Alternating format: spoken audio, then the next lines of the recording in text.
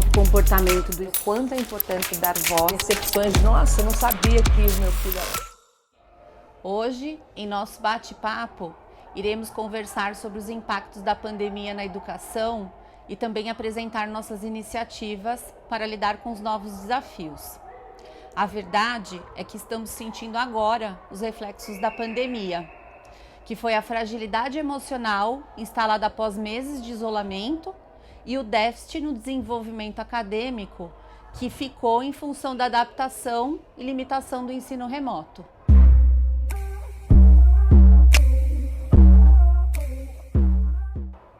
Para participar do nosso bate-papo e falar um pouco mais sobre esse tema, convidamos nossa professora de Educação Socioemocional, a Tayla Fabiani, e a psicóloga Márcia Frederico. Márcia é representante do LIVE, Educação Socioemocional em todo o Brasil, psicóloga formada pela PUC do Rio de Janeiro, com especialização em psicodrama, em terapia sistêmica de família e casal. Atua em clínica psicoterapêutica há mais de 26 anos e tem como maior inspiração o tripé Educação, Teatro e Psicologia, realizando treinamento e capacitação de adultos nessas áreas. É atriz formada pela CAL, sendo reconhecida com diversos prêmios na área. Oi Márcia, oi Tayla, tudo bem? Tudo bem. Com a retomada das aulas presenciais, a gente está olhando aí com muita atenção para a saúde mental dos estudantes, das famílias e também de toda a equipe. Márcia, diante de tantas notícias que temos acompanhado sobre o atraso no desenvolvimento acadêmico e também sobre o novo comportamento do estudante, você pode dividir com a gente qual cenário você tem visto aí nas escolas, você que anda aí por todo o Brasil, o que você tem visto pós-pandemia? Realmente é um cenário bastante preocupante, acho que estamos todos vivenciando nesse momento, né, a observação de um fenômeno que de alguma forma já vinha aparecendo, já vinha sendo anunciado antes mesmo da pandemia, se agravou muito mais. Então nós temos tido muitos atendimentos, muitos relatos em todas as escolas do Brasil com a mesma questão e com o mesmo assombro, né, em relação ao que fazer, o que está acontecendo, os nossos estudantes, tanto crianças como adolescentes, né, pré-adolescentes, eles estão com um comportamento muito diferente, uma crise de ansiedade generalizada, uma dificuldade muitas vezes com relacionamentos e muitos casos também de depressão, de desesperança. E isso tem assustado muito, muito mesmo, não só as escolas, mas as famílias e aos próprios alunos também. A gente tem visto mesmo no dia a dia que eles têm sentido muita pressão, semana de prova, então tá uma loucura. Não sei, parece que eles estão com medo de decepcionar as famílias, porque tá uma pressão muito diferente do que eles sentiam antes com relação às avaliações, conteúdo. Isso. Eu acho que essa volta ao presencial, né, totalmente, porque o que nós tínhamos até o ano passado, os alunos tinham algumas opções, às vezes, de fazer a própria avaliação online. Eles tinham aquela sensação de que ainda estava sendo um pouco, né, amaciado, ninguém ia ser reprovado, ia ser entendido que era um momento pandêmico e que as pessoas iriam ter uma certa boa vontade caso eles precisassem, né, de alguma ajuda. Muitas famílias e muitas escolas também, eu escuto isso também, né, nesses atendimentos, eles começaram a fazer uma cobrança e uma fala em cima desse aluno de que agora quero ver, ficou na malandragem, colando no online, né, usavam esse tipo de expressão, agora é para valer, a conta chega. Então, esse tipo de expressão, né, e usando bem assim as expressões que eram realmente usadas por eles, traz, sem dúvida nenhuma, uma pressão e uma sensação de, meu Deus, será que eu vou ser capaz?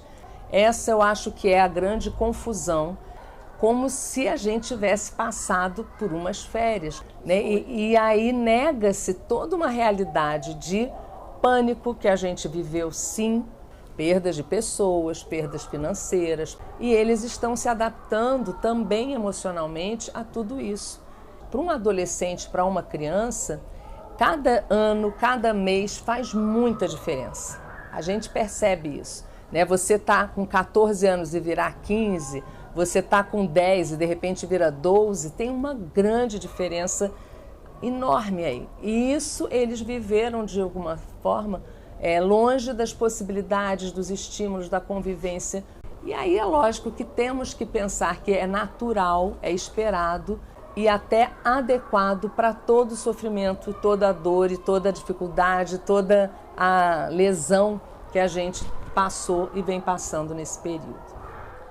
Diante desse cenário, a gente começa a perceber o quanto é importante dar voz, né, ter uma escuta ativa para os nossos alunos, perceber o quanto é importante nós olharmos para as nossas aulas de educação socioemocional e agregar ainda mais práticas, vivências, para que eles tenham ali um movimento de escuta ativa, de voz. Uma das ações que nós estamos fazendo é a assembleia junto com os representantes de sala, e eles estão levando oportunidades, melhorias, eles colocam ali no papel, eles criam pauta, organizam, planejam e vão criando todas as estratégias para que juntos a gente possa pensar aí nesse novo normal. As dificuldades de relacionamento, autocontrole, resiliência, é importante também a gente trazer para essa realidade, entender o que eles passam e também criar um planejamento aí coletivo junto com as famílias, que é muito fundamental. Acho que nesse momento, né, Márcia, você é psicóloga também, acho que você concorda comigo que falar é terapêutico, né? Então, e ter a escuta também pode ajudar muito, né, no acolhimento dessas crianças. É isso que a gente tem tentado fazer um pouco aqui e até orientar essas famílias um pouco com relação a isso, porque a gente entende que para a família é tudo muito diferente e isso tem ido para casa, às vezes até com essa intenção da criança de falar, né, de ser ouvida, e a gente percebe as famílias um pouco angustiadas, né? Sim. Essa eu acho que é o principal. Como família, aí a gente fala como mãe também, né? É muito difícil. O que a gente mais quer para os nossos filhos? Poupá-los de sofrimento. Então é muito angustiante para nós, como família, ver um filho sofrendo, ver um filho angustiado, ver um filho, né, numa crise de ansiedade ou uma depressão, enfim, um quadro de saúde mental que não é o que a gente quer para ninguém. E quando você traz, né, a importância do falar e dessa escuta, muitas, por conta até mesmo, né, se a gente pegar antes da própria pandemia, a dificuldade às vezes de tempo que a gente tinha, um tempo de qualidade com os nossos filhos, com as nossas pessoas de convívio, já era um fator. Quando vem a pandemia e nos coloca ali de volta, né, todos juntos em casa, para muitas pessoas foi aquilo, foi muito bom finalmente poder ter tempo com os meus filhos, acompanhar o crescimento, mas para muitos que já tinham essa dificuldade antes, só piorou. Começou a ter embates, percepções de, nossa, não sabia que o meu filho era assim, ou os filhos presenciarem discussões entre o casal. Tivemos quadros de separação, quadros de violência doméstica, e isso é um aprendizado que eu acho que a gente sente assim como necessário ser feito urgentemente, né, e trazer as famílias de volta, né, para essa conversa, para ajudá-las, para dar essa orientação do como se aproximar de uma escuta interessada, não uma escuta que já está querendo dar uma resposta para dar uma lição, porque eu sou a mãe, eu sou o pai, eu tenho que já logo mostrar o meu poder aqui, ou a minha educação rígida e botar no trilho. Não, mas realmente tá, sabe, desarmado para escutar o que o filho tem para contar, para entender o ponto de vista dele. Não uma escuta somente para responder, porque muitas vezes a gente está num diálogo e a gente quer resposta para tudo. E muitas vezes a gente vai ter que fazer essa mediação do conflito, vai ter que conversar, vai ter que parar um momento e dialogar, seja com o professor, com a família, com a direção, com a coordenação, que sempre está nos apoiando, e vai ter que parar e falar o que nós vamos fazer daqui para frente. Né? Isso é muito importante, essa escuta, e nós colocamos em prática isso dentro das nossas aulas, que é fundamental. Recentemente eu li no site do Instituto Ayrton Senna o resultado de uma avaliação que revela efeitos da pandemia na saúde mental e socioemocional. e o mapeamento aponta que 70% dos estudantes de São Paulo relataram sintomas de depressão e ansiedade. O estudo analisou a evolução do desenvolvimento de competências socioemocionais, saúde mental e violência no contexto da pandemia.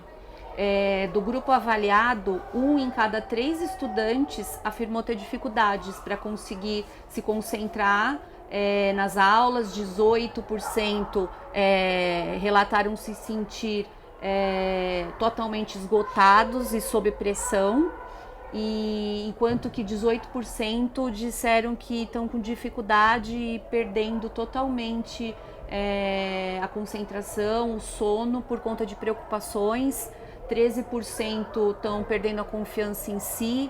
Então, assim, a gente está com números muito alarmantes que são considerados sintomas de transtornos de ansiedade e depressão. Fala um pouquinho pra gente sobre isso. Falando um pouco dessa pesquisa, né, um pouco mais, a gente tem dados também comparativos que não é só do Brasil, não é só de São Paulo, é mundial.